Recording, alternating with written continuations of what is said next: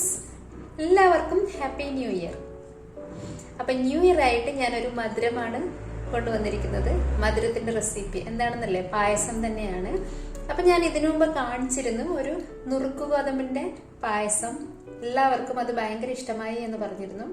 അപ്പം ഇന്നത്തെ പായസം, പിന്നെ എനിക്കറിയാം എല്ലാവരും ഉണ്ടാക്കുന്ന ഒരു പായസമാണ് സേമിയ പായസം. അപ്പോൾ ഇന്ന് ഞാൻ കാണിക്കാൻ പോകുന്ന പായസം സേമിയ പായസമാണ്, പക്ഷേ അതൊരു വെറൈറ്റിയിലാണ് ഉണ്ടാക്കാൻ പോകുന്നത്. അപ്പോൾ എല്ലാവർക്കും ഇത് ട്രൈ ചെയ്യാവുന്നതാണ്. ഇപ്പോൾ ഗസ്റ്റൊക്കെ വരികയാണെങ്കിൽ നമുക്കൊന്ന് ഒരു ഡിഫറെൻ്റ് ആയിട്ടൊന്ന് ട്രൈ ചെയ്തിട്ട് ഉണ്ടാക്കി കൊടുക്കാം. അപ്പോൾ എല്ലാ പ്രാവശ്യവും പറയുന്ന പോലെ തന്നെ എൻ്റെ വീഡിയോ ഇഷ്ടപ്പെടുകയാണെങ്കിൽ എല്ലാവരും ഒന്ന് ലൈക്ക് ചെയ്യാനും ഷെയർ ചെയ്യാനും സബ്സ്ക്രൈബ് ചെയ്യാനും മറക്കരുത്. പിന്നെ തൊട്ടടുത്ത ബെല്ലൈക്കണിൽ ക്ലിക്ക് ചെയ്യുകയാണെങ്കിൽ ഞാനിടുന്ന എല്ലാ വീഡിയോകളുടെ നോട്ടിഫിക്കേഷൻ നിങ്ങൾക്ക് കിട്ടും. അപ്പോൾ എല്ലാവരുടെയും സപ്പോർട്ടും ഇനിയും പ്രതീക്ഷിക്കുന്നു. Thank you.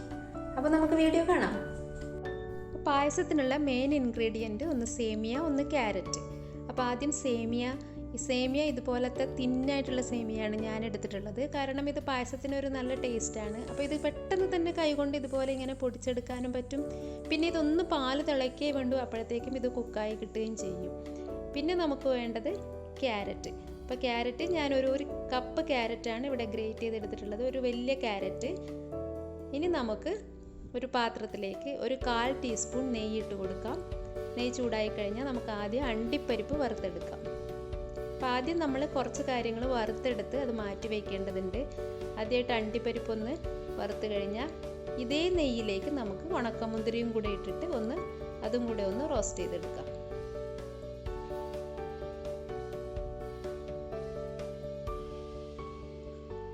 അപ്പോൾ ഇതും ഇതിൽ നിന്ന് മാറ്റുക.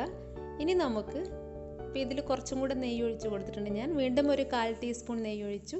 ഇനി ഇതിലേക്ക് നമ്മൾ ഗ്രേറ്റ് ചെയ്ത് വെച്ച ക്യാരറ്റും കൂടെ ഇതിലേക്ക് ഇട്ടിട്ട് ഒന്ന് റോസ്റ്റ് ചെയ്തെടുക്കാം. ജസ്റ്റ് ഒന്ന് ഫ്രൈ ആക്കി എടുക്കാം.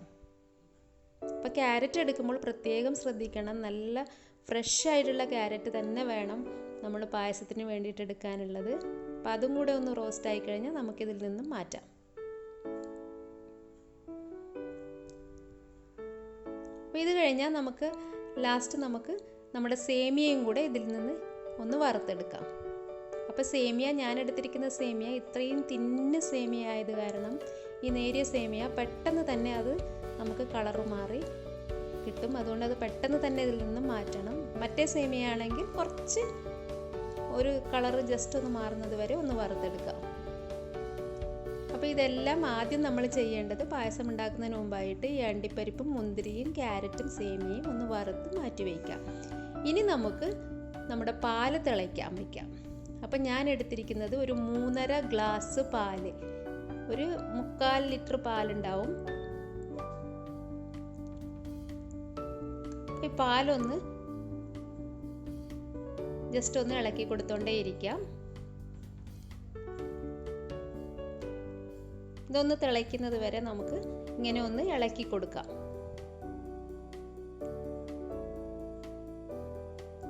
ഇപ്പോൾ പാല് തിളയ്ക്കാറായിട്ടുണ്ട്, തിളച്ച് വരുന്നുണ്ട്. ഇനി ഫ്ലെയിം ഒന്ന് കുറച്ച് വയ്ക്കാം. ഇനി നമുക്ക് നമ്മൾ വറുത്ത് വെച്ച നമ്മുടെ സേമിയ ഇതിലിട്ട് കൊടുക്കാം. അപ്പോൾ ആദ്യം ഇട്ട് കൊടുക്കുന്നത് സേമിയയാണ്. അപ്പം ഞാൻ ആദ്യം തന്നെ പറഞ്ഞു, ഈ സേമിയക്ക് അത് പെട്ടെന്ന് തന്നെ നമുക്ക് വെന്ത് കിട്ടുന്ന സേമിയയാണ്. പാലൊന്ന് തിളച്ച് 1 മിനിറ്റ് കഴിയുമ്പോഴേക്കും ഈ സേമിയ വെന്ത് കിട്ടും. ഇനി ഇതിലേക്ക് പഞ്ചസാര ഇട്ട് കൊടുക്കാം. ഞാനൊരു 1/4 കപ്പ് പഞ്ചസാരയാണ് എടുത്തിട്ടുള്ളത്. അത് ഇതിലേക്ക് ഇട്ട് കൊടുത്തിട്ട് ഒന്ന് ഇളക്കി കൊടുത്തോണ്ടേ ഇരിക്കാം. ഇപ്പോൾ പഞ്ചസാരയുടെ മധുരമൊക്കെ നിങ്ങളുടെ ആവശ്യത്തിനനുസരിച്ച്, നിങ്ങൾക്ക് പായസത്തിന് എത്രയാണോ മധുരം വേണ്ടത് അതിനനുസരിച്ച് നിങ്ങൾക്ക് ഇട്ട് കൊടുക്കാവുന്നതാണ്. പിന്നെ ഞാൻ കുറച്ച് കണ്ടൻസ്ഡ് മിൽക്കും കൂടെ ചേർക്കുന്നുണ്ട്, 1 ടേബിൾ സ്പൂൺ വരെ. അപ്പോൾ അതല്ലാന്നുണ്ടെങ്കിൽ അതിനനുസരിച്ചുള്ള പായസം മധുരം നോക്കിയിട്ട് അതിനനുസരിച്ച് പഞ്ചസാര ഇട്ട് കൊടുക്കാവുന്നതാണ്. ഇപ്പോൾ ഞാൻ കണ്ടൻസ്ഡ് മിൽക്കാണ് ചേർത്തിരിക്കുന്നത്, 1 ടേബിൾ സ്പൂൺ. അപ്പോൾ മധുരം ആവശ്യമുണ്ടെങ്കിൽ രണ്ടാമത് ചേർത്ത് കൊടുക്കാം. ഈ സമയത്ത് നിങ്ങൾക്ക് മധുരമൊക്കെ നോക്കാവുന്നതാണ്. അപ്പോൾ ഇനിയിപ്പോൾ ഇതൊന്ന് തിളച്ച് കഴിഞ്ഞാൽ നമുക്ക് ലാസ്റ്റ് ഫൈനലായിട്ട് ഇട്ട് കൊടുക്കാനുള്ളത് നമ്മുടെ ക്യാരറ്റാണ്, ഗ്രേറ്റ് ചെയ്ത് വെച്ച ക്യാരറ്റ്. ഇതിട്ട് കഴിഞ്ഞാൽ പിന്നെ കുറേ നേരം വേവിക്കേണ്ട ആവശ്യമില്ല. ഇത് ഓൾറെഡി നമ്മൾ ഫ്രൈ ചെയ്ത് വെച്ച ക്യാരറ്റാണ്. അപ്പോൾ ക്യാരറ്റ് ഇടുന്ന സമയത്ത് വേണമെങ്കിൽ കുറച്ച് ക്യാരറ്റ് മാറ്റി വയ്ക്കാം ഒന്ന് ഗാർണിഷ് ചെയ്യാനായിട്ട്. ഇപ്പോൾ ഞാൻ ഇട്ട് കൊടുത്തിരിക്കുന്നത് ഒരു 1/2 ടീസ്പൂൺ ഏലക്ക പൗഡർ. നമ്മുടെ പായസത്തിന് നല്ലൊരു ഫ്ലേവറാണ് തരുന്നത്. ഫൈനലായിട്ട് നമുക്ക് നമ്മൾ ഫ്രൈ ചെയ്ത് വെച്ചിട്ടുള്ള അണ്ടിപ്പരിപ്പും മുന്തിരിയും ഇതിലേക്ക് ഇട്ട് കൊടുക്കാം.